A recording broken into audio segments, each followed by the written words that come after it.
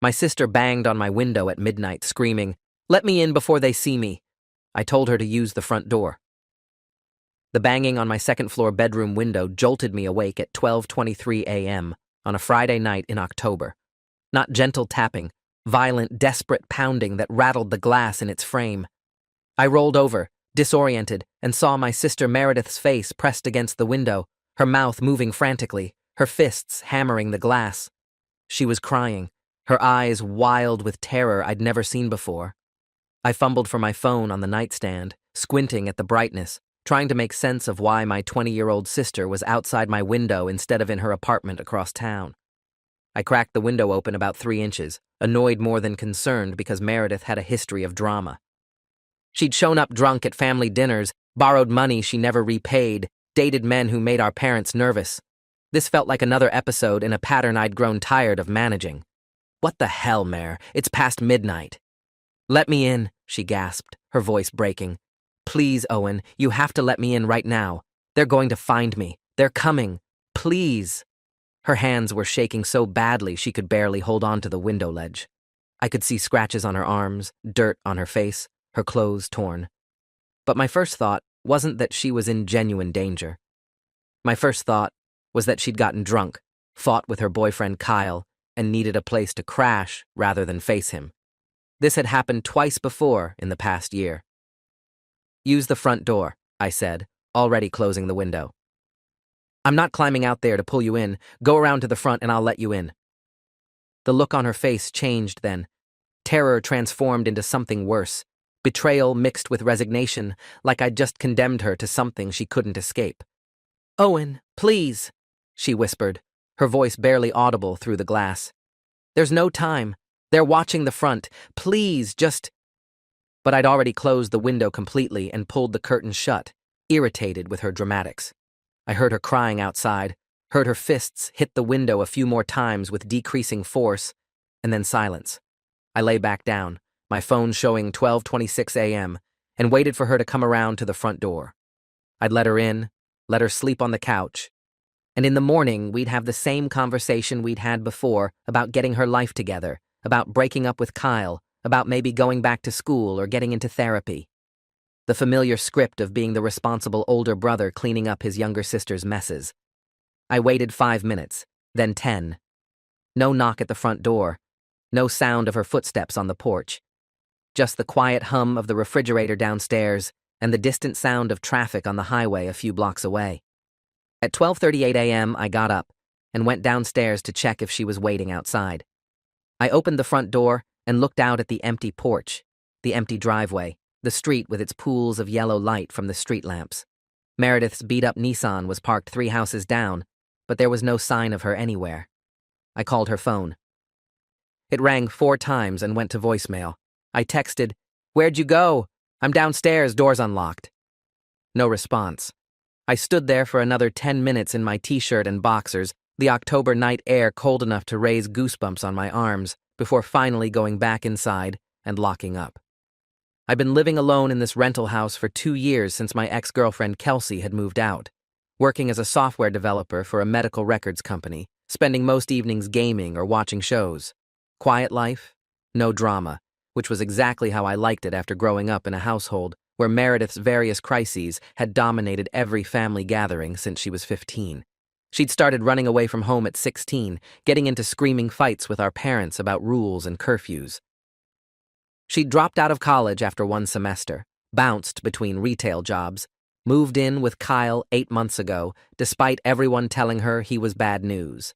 Our parents had mostly given up trying to control her, adopting a stance of she needs to learn from her own mistakes.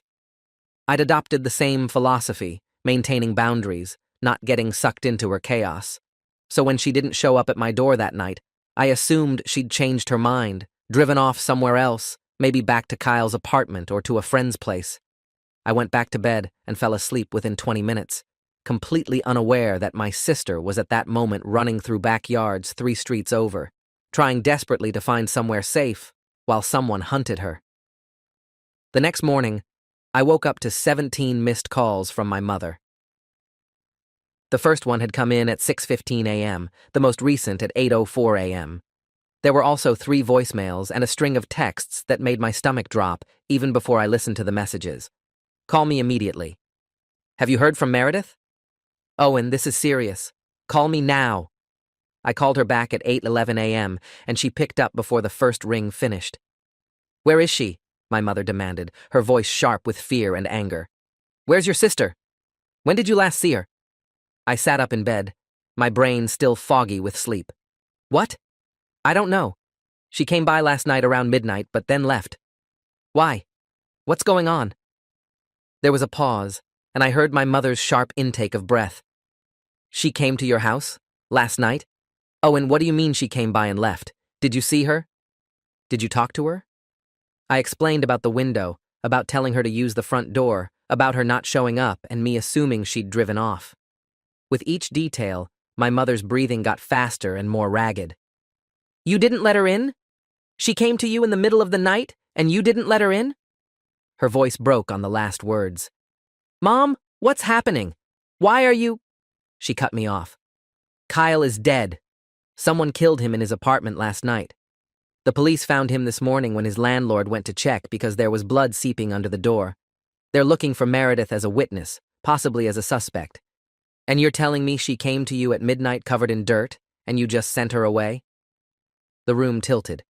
I sat there holding my phone, trying to process what she'd just said. Kyle is dead. Meredith was there. She'd come to me terrified, begging to be let in, saying they were coming. Not him. Them. Plural. Owen, are you listening to me? The police are going to want to talk to you. I'm giving them your address right now. Don't leave the house. She hung up before I could respond. I sat on my bed in my boxers and t-shirt, staring at my phone, replaying the scene from 12 hours ago. Meredith's face at the window, terror in her eyes, scratches on her arms, dirt on her clothes. They're watching the front. Not paranoia, not drama. A real warning I'd dismissed as another one of her episodes. The police arrived at 9:27 a.m. 2 officers in a marked patrol car, followed 15 minutes later by an unmarked sedan carrying a detective. Detective Lawrence Pruitt was in his 50s, black, with gray at his temples, and the kind of measured calm that comes from decades of seeing terrible things. He showed me his badge and asked if we could talk inside. I let them in, offered coffee they declined, and sat on my couch while Detective Pruitt asked me to walk him through everything that happened the previous night. I told him about Meredith at the window, about what she'd said, about me telling her to use the front door. His expression didn't change, but I saw him make a note in his small leather notebook. And you didn't let her in through the window? He asked, his voice neutral. Did she explain why she couldn't use the front door? I shook my head, feeling shame crawling up my neck. She said something about they were watching the front, but I thought she was being dramatic. She has a history of… I stopped, realizing how terrible this sounded. A history of what? Detective Pruitt prompted.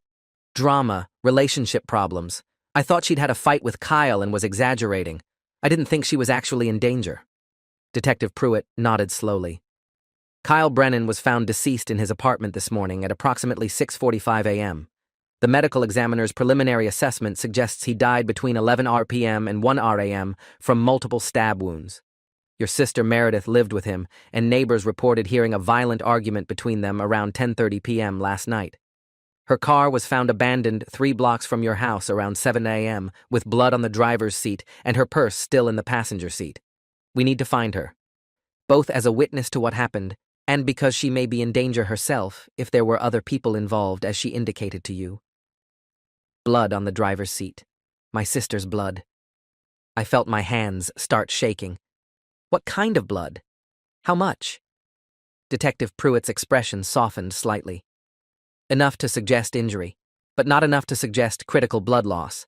The pattern suggested it came from her hands or arms, possibly defensive wounds.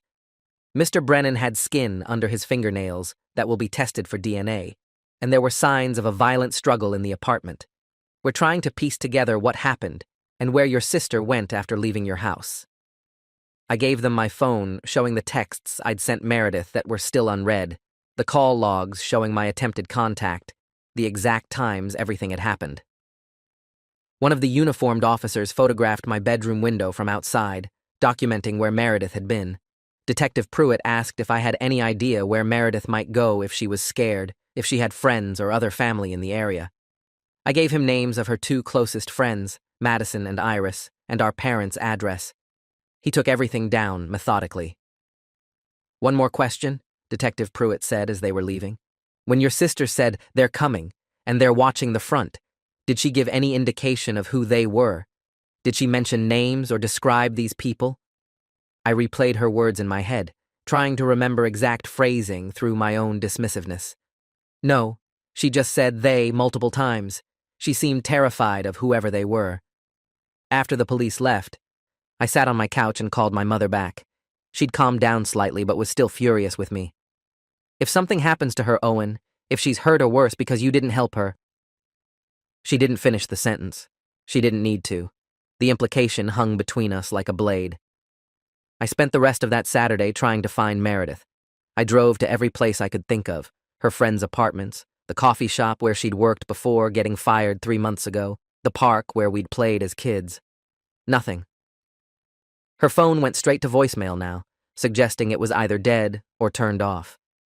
Madison and Iris both told me they hadn't heard from her in days. I checked her social media, which hadn't been updated since Thursday night when she'd posted a picture of a sunset with the caption, "Sometimes endings are really beginnings." The comments were full of people asking if she was okay, where she was, had she heard about Kyle. By evening, the news had picked up the story. "Local man found murdered, girlfriend missing," was the headline on the regional news website. They used a photo of Kyle from his Facebook page, smiling in a baseball cap, and a photo of Meredith from 2 years ago when she still had blonde hair instead of the dark brown she'd dyed it recently. The article painted her as the primary suspect, citing the neighbor's report of hearing them argue and the fact that she'd fled the scene. No mention of the blood in her car or the possibility she was a victim too. Sunday morning, Detective Pruitt called me. "We found surveillance footage from a gas station 2 blocks from your house. It shows your sister at 12:52 a.m. Friday night. She's clearly injured, bleeding from cuts on her hands and face. She used the payphone there to make a call, but we haven't been able to determine who she called because it went to a number that's no longer in service. After that, she walked away from the gas station heading east. That's where we lose her trail." He paused. "I'm sharing this because I want you to understand that your sister is likely in serious danger. Whether she's running from the police or from whoever else was involved in Kyle Brennan's death, she needs to come in voluntarily before something worse happens. If you hear from her, you need to convince her to turn herself in, for her own safety." I promised I would, but I had no idea how to reach her. She'd vanished completely. Monday came, and I tried to focus on work, but I couldn't concentrate on debugging code while my sister was missing and possibly bleeding somewhere. I took a personal day and spent it driving around the city, checking homeless camps, asking people if they'd seen a young woman with dark brown hair, 5'6", probably injured. Nobody had seen her. Or if they had, they weren't telling.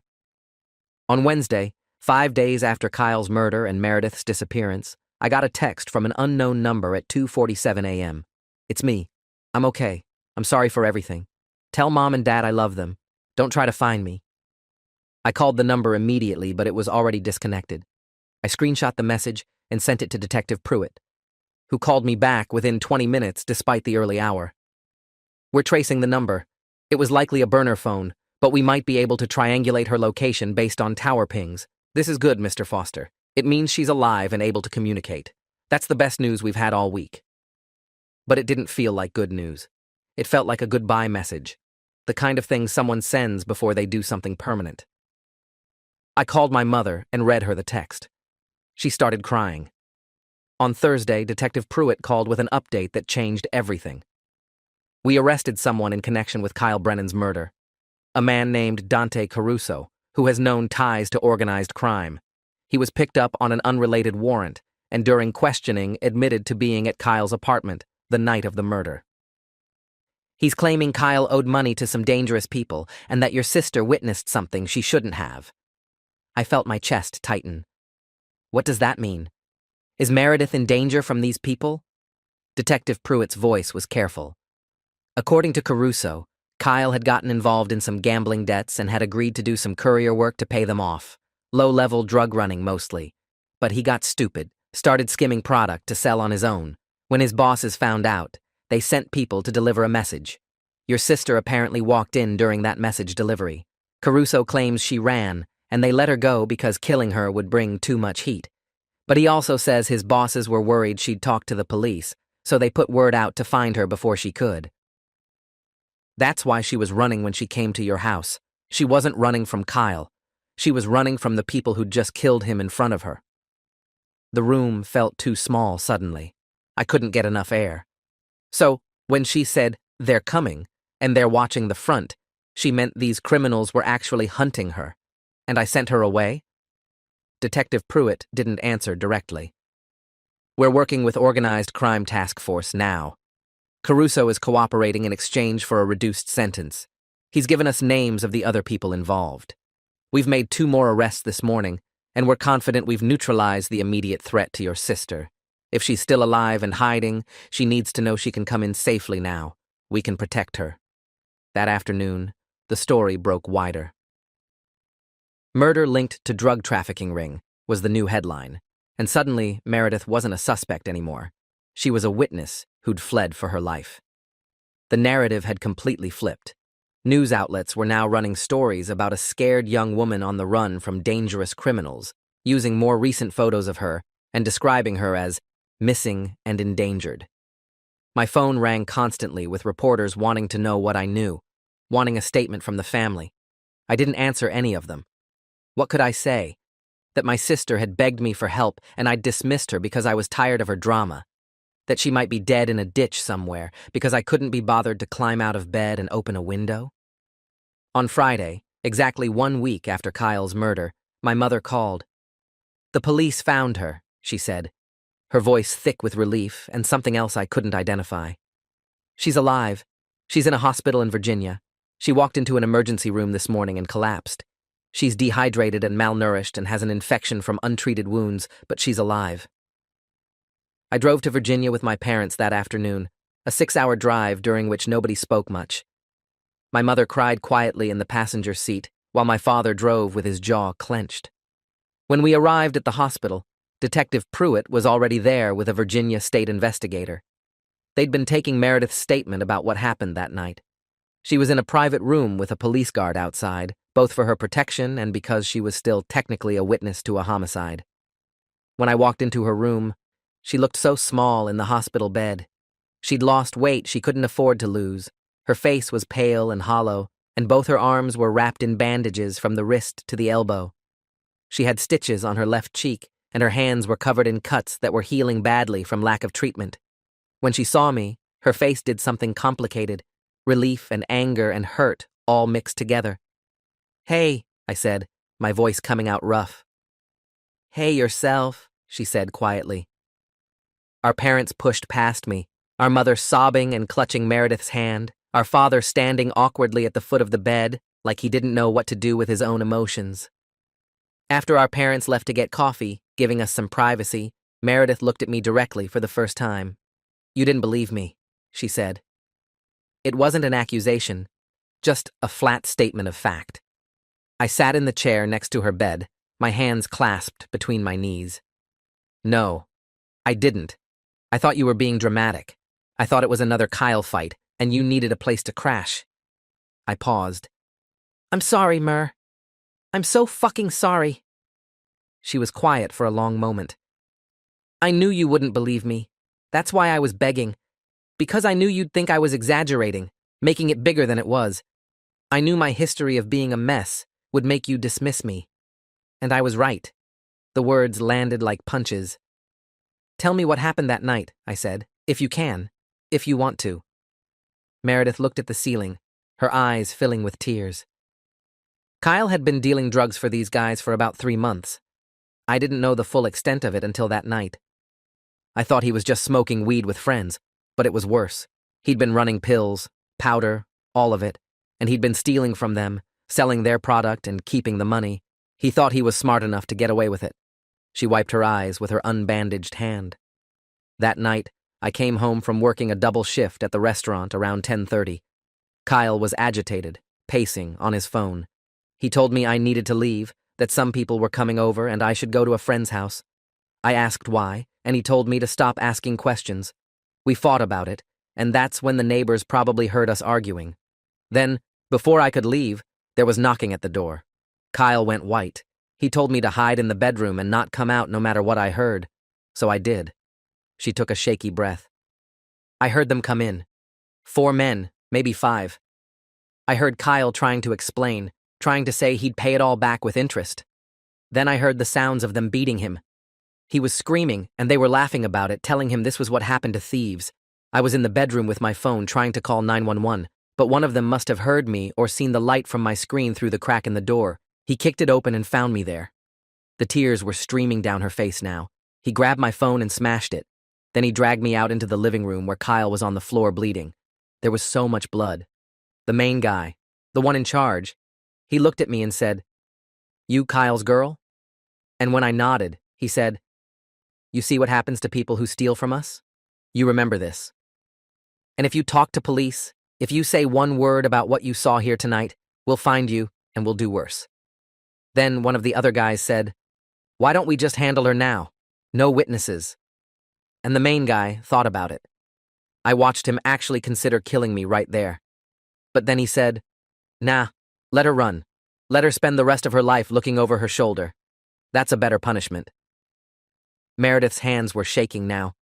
They stabbed Kyle in front of me, multiple times. He was begging them to stop, and they just kept going. Then they turned to me and said, "Run. You've got a 5-minute head start before we come after you." So I ran. I grabbed nothing. No phone, no wallet, no keys. Just ran out of that apartment in the clothes I was wearing and kept running. I got to my car and drove toward your house because you were the closest person I could think of. I was covered in Kyle's blood from where they'd grabbed me and shoved me around. My hands were bleeding from broken glass I'd stepped on running barefoot out of the apartment. I was terrified they were following me. And when I got to your house and saw your light was off, I didn't want to use the front door because I was sure they'd followed me, that they were watching and waiting. So I parked down the street and came around through the neighbor's yard to your window. She looked at me with devastation in her eyes. "And you told me to use the front door. You wouldn't let me in. So I climbed down and tried the front. But when I got around to your porch, I saw a car I didn't recognize parked across the street with someone sitting in it, and I panicked. I thought it was them, so I ran again. I felt like I was going to be sick. I'm so sorry, I thought—" "I know what you thought," she interrupted. "You thought I was being dramatic, because that's what I do, right? I cause problems and make everything about me. Except this time it was real, and you didn't believe me, and I almost died because of it." The guilt was crushing. I couldn't breathe under the weight of it. "What happened after you left my house?" Meredith wiped her face. "I walked to that gas station and used the payphone to call Kyle's mom because I didn't know what else to do. But her number had been disconnected. Then I just started walking. I stole some clothes from a donation box outside a church. I found a homeless camp and stayed there for a few days, but some guys there got aggressive, so I kept moving. I was afraid to go to the police because those men had said they'd kill me if I talked. I was afraid to go to a hospital because they asked questions, so I just kept hiding and moving and trying to survive on nothing." She gestured to her bandaged arms. "These got infected. The cuts on my hands, the glass from the apartment. I tried to clean them with water from public bathrooms, but they just got worse. By Thursday, I was running a fever and couldn't think straight. Friday morning, I passed out on a sidewalk in Virginia and someone called 911. When I woke up in the ER, I told them everything because I was too weak to keep running." Over the next few days, Meredith gave formal statements to Detective Pruitt and the Organized Crime Task Force. Her testimony, combined with Dante Caruso's cooperation, led to the arrest of 7 more people involved in the drug trafficking ring and Kyle's murder. The man who'd given the order to kill Kyle was named Vincent Rossi, a mid-level enforcer with a long criminal history. He was charged with first-degree murder, conspiracy, and a dozen other counts. The evidence was overwhelming: Meredith's eyewitness testimony, Caruso's statement, forensics from the crime scene, and phone records showing communication between the various conspirators. Meredith was placed in a witness protection program until the trials, which wouldn't happen for months. She stayed with our parents after being released from the hospital, recovering both physically and psychologically. I visited every weekend, bringing groceries, helping around the house, trying to make up for a mistake I could never actually fix. Our relationship was strained. She didn't trust me anymore, and I didn't blame her. The trial started 8 months later. Vincent Rossi was convicted of first-degree murder and sentenced to life without parole. 4 of his associates got sentences ranging from 15 to 30 years for their roles in Kyle's death and the subsequent intimidation of a witness. Dante Caruso, who'd cooperated from the beginning, got 12 years with possibility of parole in 6. Throughout the trials, Meredith had to testify repeatedly, reliving that night each time. I attended every day of proceedings, sitting in the gallery, watching my sister be torn apart by defense attorneys who tried to paint her as an unreliable witness with a history of drug use and dramatic behavior. She held firm, telling the truth with devastating consistency. After the final conviction, Meredith and I sat in our parents' backyard while she smoked a cigarette with shaking hands. "I need to tell you something," she said. "That night at your window, when you told me to use the front door, I knew in that moment that you didn't believe me, that you thought I was crying wolf again, and I understood why. I'd given you every reason to doubt me over the years. But that doesn't make it okay," I said. "You came to me terrified and bleeding, and I dismissed you." She nodded. "Yeah, but I also need to take responsibility for creating a pattern where people stopped taking me seriously. I'd made myself into the girl who cried wolf, and that night I paid the price for it. We both did." She stubbed out her cigarette. "I'm in therapy now. Real therapy, 3 times a week. Working on why I made so many destructive choices, why I chose guys like Kyle, why I sabotaged relationships with people who cared about me. I'm starting to understand that I was afraid of being boring, of being the good girl who did everything right. So I manufactured drama to feel alive, and it almost got me killed." I looked at my sister, really looked at her. She'd lost her boyfriend, witnessed a murder, been hunted by criminals, spent a week homeless and infected and terrified. And she'd survived. "I'm proud of you," I said. "For surviving, for testifying, for doing the hard work now." She gave me a small, sad smile. "Don't be proud yet. I've got years of work ahead of me, but at least I'm alive to do it." 3 years later, Meredith graduated from community college with a degree in social work. She wanted to help other young women who'd found themselves in dangerous relationships or situations like hers. She'd been sober for 30 months, attending meetings religiously, working with a sponsor who'd become a close friend. Our relationship had slowly rebuilt itself, though it would never be exactly what it was before. There was always a shadow between us. The night I didn't believe her, the night she almost died because of it. But we'd learned to talk about it openly rather than letting it fester. I'd spent 3 years in my own therapy, working through the guilt and shame, learning to forgive myself without forgetting what I'd done.